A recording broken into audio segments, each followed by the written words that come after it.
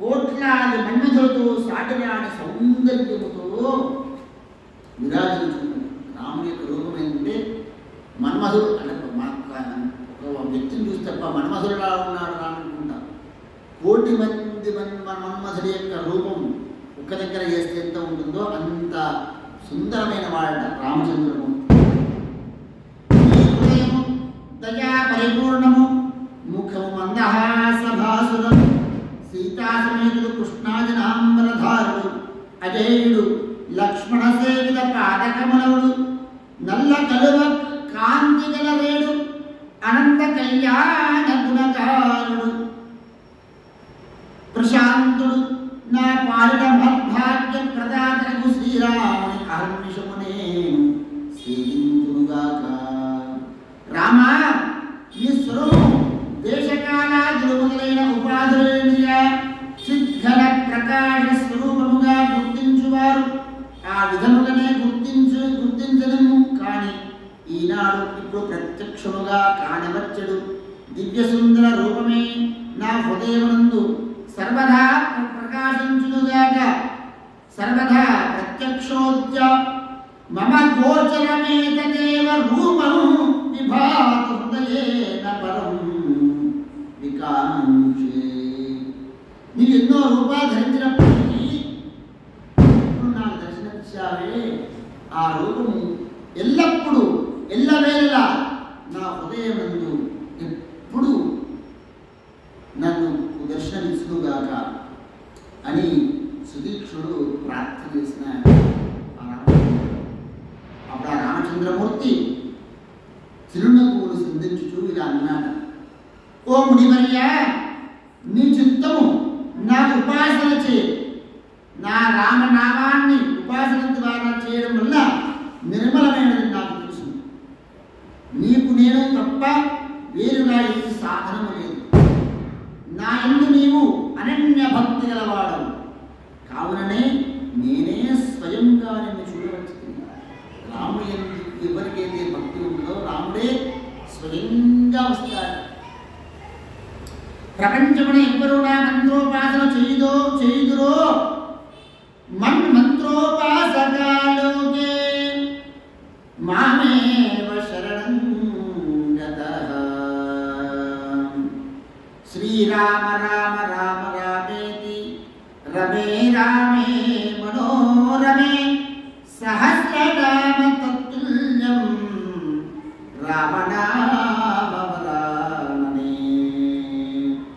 ఎవరైతే నా మంత్రోపాసన చేయుదురో, ఎవరైతే నన్నే శరణ పొందుదురో, నిత్యం అపేక్షారహితులై వేరొక్క గతిని కోరుకుందురో, అట్టి వారికి నేను నిత్యము దర్శనమిచ్చెదను. ఇప్పుడు నీవు పలికిన ఈ స్తోత్రము నాకెంతో ప్రియమైనది. దీన్ని ఎవరైతే భక్తితో పఠింతురో ఈ స్తోత్రాన్ని, వారికి నాదము శుద్ధమైన భక్తి, నా యందు శుద్ధమైన భక్తి, నిర్మలము జ్ఞానం లభించును. నీవు కేవలం నా ఉపాసనతో ఈ జీవితావస్థ నుండి సర్వ విధములుగా ముక్తులవైతివి. శ్రీరత్యాగము చేసిన తర్వాత నీవు నిస్సంశయంగా నా యొక్క సాయుధ్య పదవిని పొందదవు. ఇప్పుడు నేను నీ యొక్క గురుశ్రేష్ఠుడను అగస్త్యముని వారిని దర్శింపబోతున్నాను. అగస్త్య మహాముని దర్శింపాలి అనేటువంటి ఇంకా భగవంతుడు ఏమిటి అంటే ఎంత దయామయుడంటే మనమే క్షేత్రాలకు వెళ్ళాల్సిన అవసరం లేదు. ఆయన్నే ఎప్పుడు నిరంతరం ధ్యానం చేస్తూ ఉంటే ఆ క్షేత్రం నుండి అయోధ్య నుండి ఆయన్నే మనం చూడడానికి వస్తాడు. కాశీ నుండి విశ్వేశ్వరుడు వస్తూ ఉంటాడు. భగవంతుడు ఎంత దయామయుడో చూడండి. ఇదే మనకు ఉదాహరణ.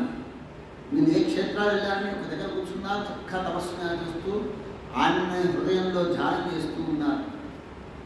అటువంటి అగస్త్య మహర్షిని, మీ గురువు గారి అగస్త్య మహర్షిని నేను దర్శించుకోవాలని నా యొక్క మనస్సు తహతహలాడుతూ ఉన్నది.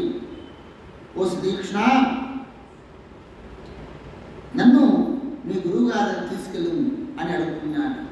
అప్పుడు ఆ విధంగా శ్రీకృష్ణుడు రాఘవ అలాగే అని అతను అంగీకారం తెలిపి, రామా అట్లకి రేపు పోయేదాం మనం ఆ మునీశ్వరుడు నేను కూడా చూచదు, నా గురువు గారు కదా, మా గురువు గారు నేను కూడా చూసి చాలా కాలమైంది కనుక నేను కూడా నీతో తప్పకుండా వచ్చేదను.